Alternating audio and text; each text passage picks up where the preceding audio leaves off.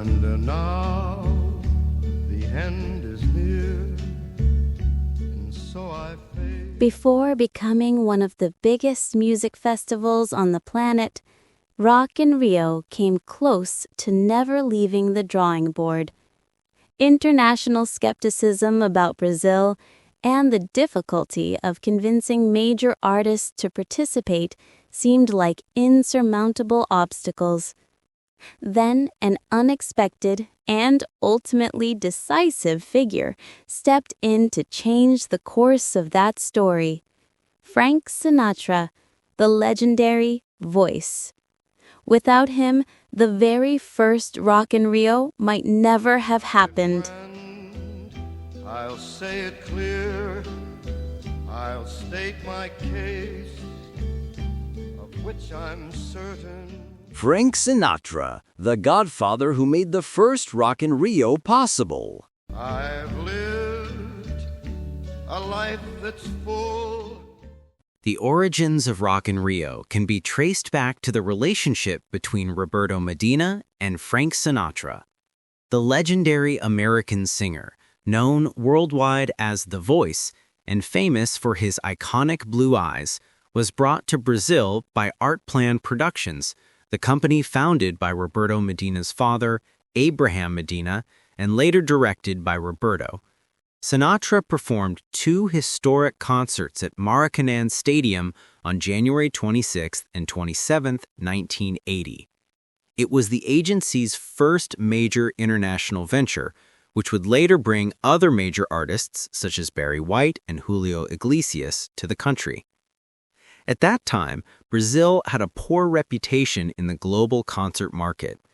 The country was associated with unpaid fees, equipment theft, and frequent breaches of contract. As a result, many international artists canceled shows in Brazil without offering convincing explanations.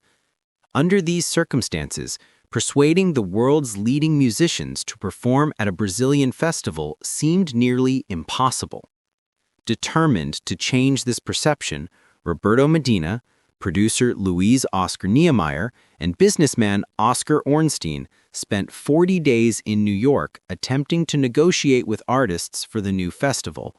They attended roughly 70 meetings, most of which ended in firm refusals, a direct consequence of Brazil's tarnished reputation in the international touring circuit. The turning point occurred when Roberto Medina reconnected with Frank Sinatra in the United States. After hearing about the festival and the obstacles the producers were facing, Sinatra chose to intervene. He spoke with his manager, Mickey Rudin, who promptly arranged a press conference for Medina with the top figures of the American music press. Sinatra's endorsement opened doors that previously seemed shut for good. Only after this intervention did American agents begin to take the project seriously. The first confirmation came through Sharon Osbourne, who secured Ozzy Osbourne's participation. The second major act to accept the invitation was Queen, an agreement that solidified the credibility of the festival and marked the birth of what would become one of the most iconic music events in the world. Love of my life, you've heard me.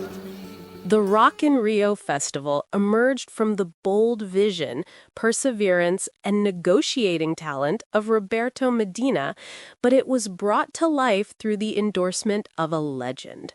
Frank Sinatra not only believed in the idea, he used his influence to open doors and help turn a Brazilian dream into a global phenomenon. The festival that now attracts millions and has won over audiences worldwide is rooted in the generous act of a man who helped reshape the course of music across the globe. I did it my way. If you enjoyed this video, make sure to like, comment, and share it. That's the best way to help more people discover our content. A big hug, and see you next time. It was my